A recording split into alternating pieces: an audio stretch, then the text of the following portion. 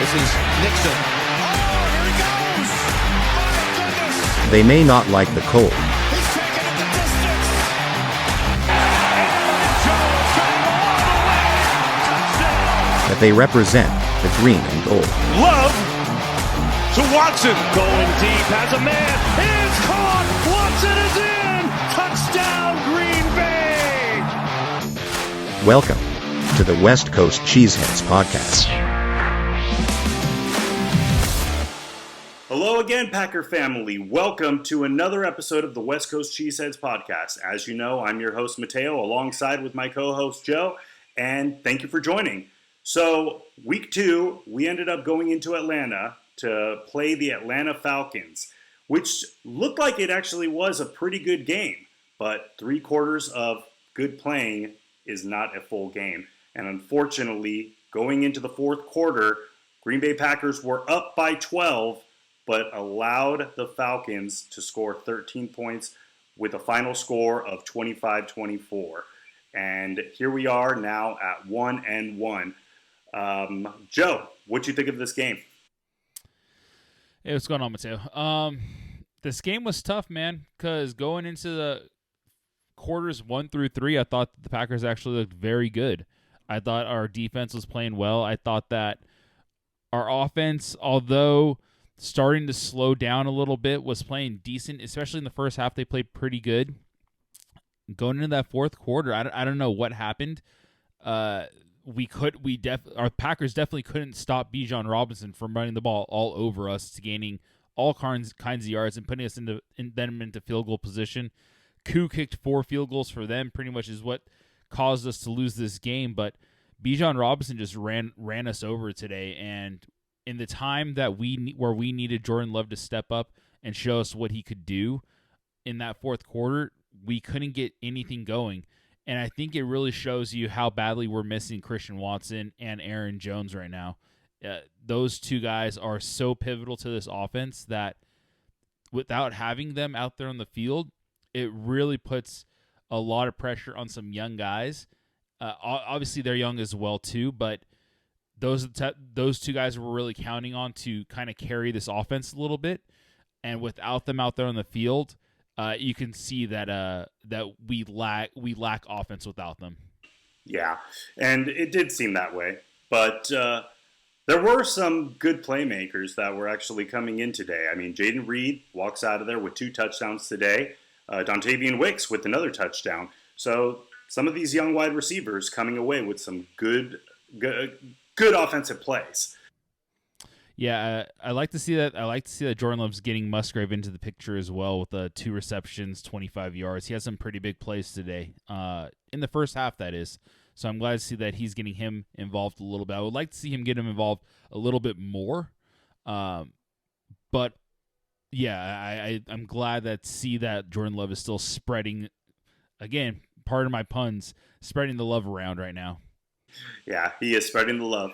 And, looking at Jordan Love's stats today, so he went 14 for 25, 151 yards with a quarterback rating of 113.5. No interceptions, so he ended up going another game with no interceptions, although towards the end there, he did almost throw one. And so that was a close one, but he did walk out of there with no interceptions out of that. And I think overall, I still want to say he played well today. And even our wide receivers, they played well today.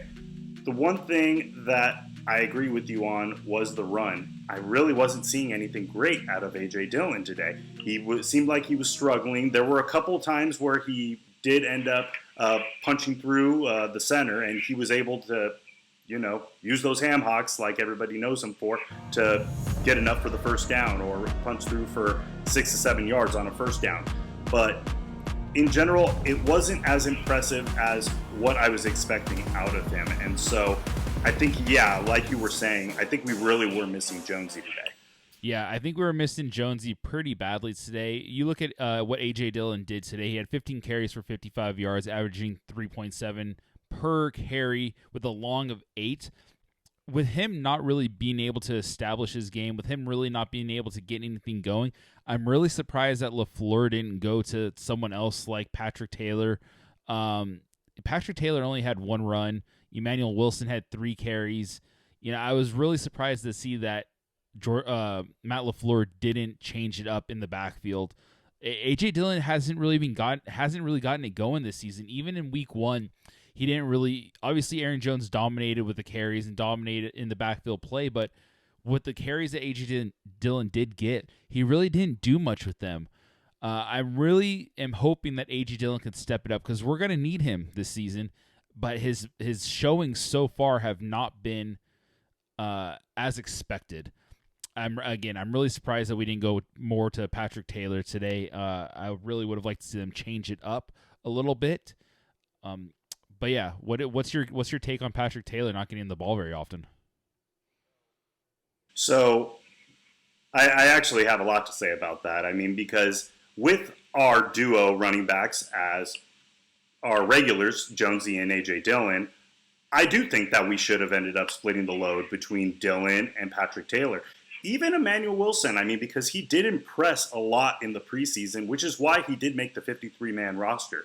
So I think going into this week, they probably should have gone along with the game plan as far as splitting the load, the same way that they would have with Jonesy and A.J. Dillon.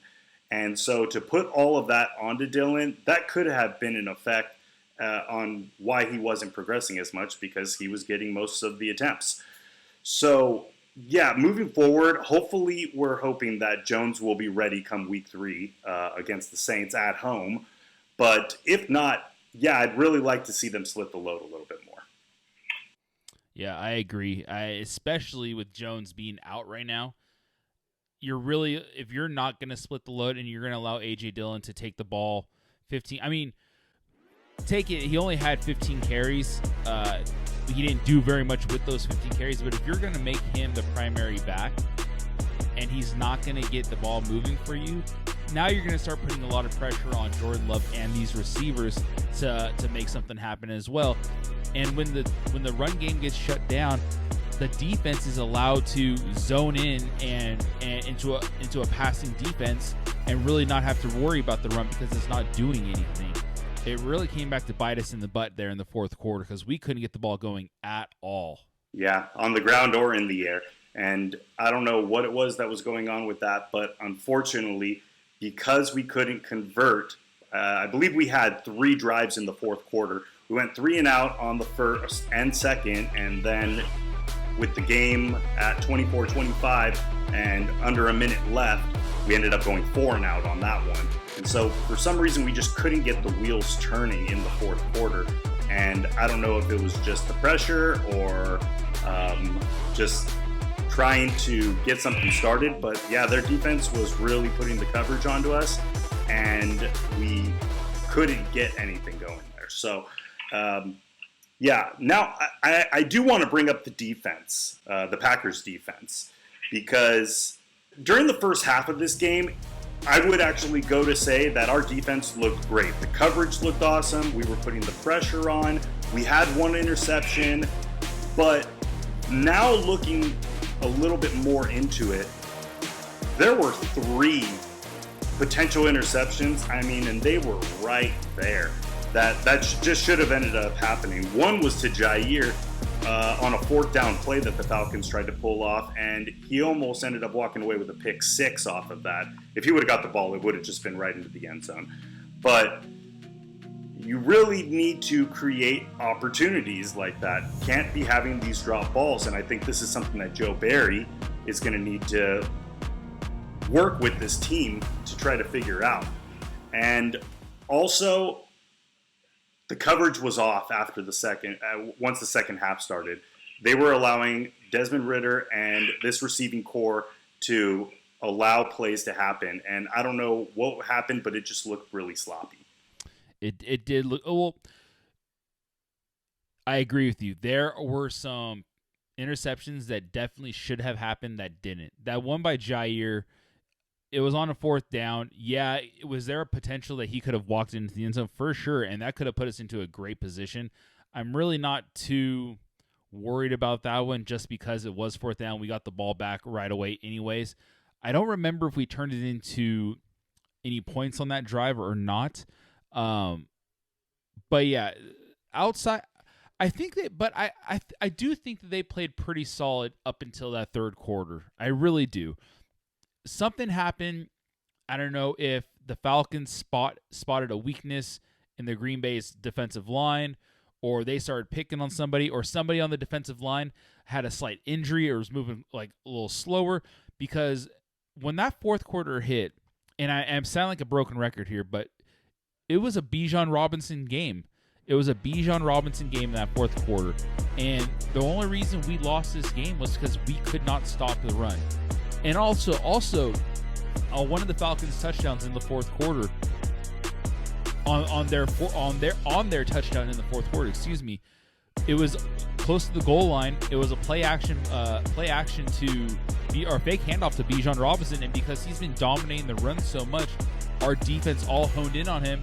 It was a fake handoff, and Ritter ran the ball in untouched to the left side. You know, when a running back is able to establish the run game like Bijan Robinson did today, it allows for other aspects of the offense to open up for whether it's easy receptions, whether it's open field runs for the quarterback, anything. But that was the difference in the game here. Atlanta was able to establish that run game late in the game. Packers were not. Atlanta was able to control the clock because of that.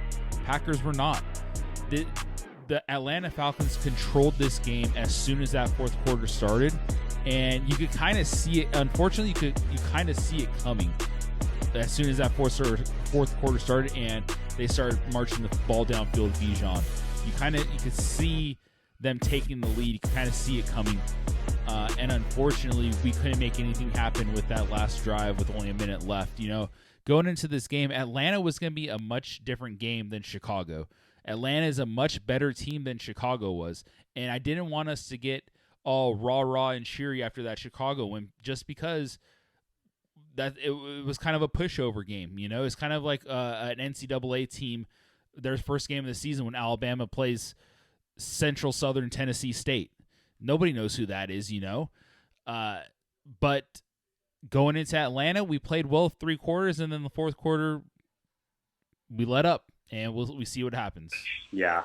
And you know what? I agree with you. This is a learning curve for us to kind of move forward. One of our episodes that we ended up going through a breakdown on what we ended up thinking was going to happen through this season.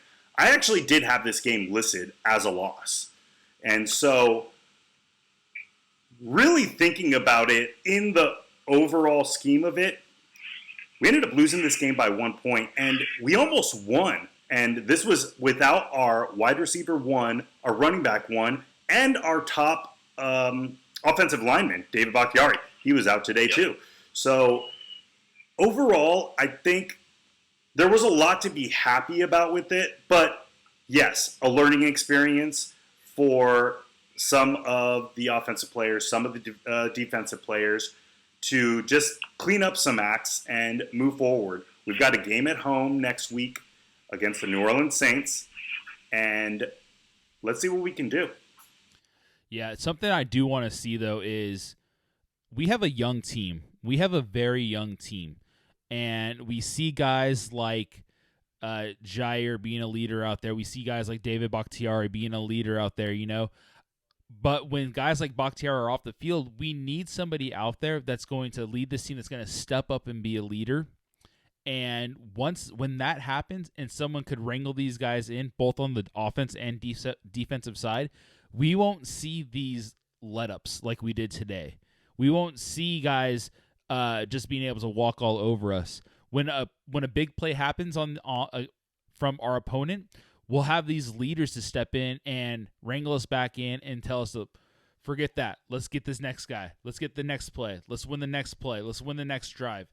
And once we get those leaders, I think we're really going to see this team go to the next level. Yeah, you're right. There is some stuff to be very happy about today. But I also think this is an opportunity to learn from this. And I believe that I had this as a loss as well to the Falcons. They're a good team. That we should not be. No one should be taking the Falcons lightly. They're a good team. But I am happy with some of the play that we did. I think there's a lot of upside going forward. I wish we could have held the Falcons on that last drive and stopped them and got this W. But I think there's a lot of good stuff to go forward and to take from this game. Yeah, exactly. So we'll see what ends up happening come next week against this New Orleans Saints team. They've got a game this coming Monday, and I think that's really going to kind of give us an idea as far as what kind of scheme we need to go moving forward into this game. So until then, that does it for this episode. Thank you all so much for listening. We truly appreciate all the support we've received from each one of you. If you haven't yet, please like and subscribe for our channel on YouTube. You can like and subscribe us on Spotify at West Coast Cheeseheads Podcast, Facebook on the West Coast Cheeseheads Podcast Facebook page, Instagram at WC Cheeseheads, or Twitter at WC Cheeseheads. We truly appreciate it and thank each of you for joining us on the West Coast Cheeseheads Podcast. We may not like the cold, certainly still rep the green and gold. Go Pack Go. Have a good one.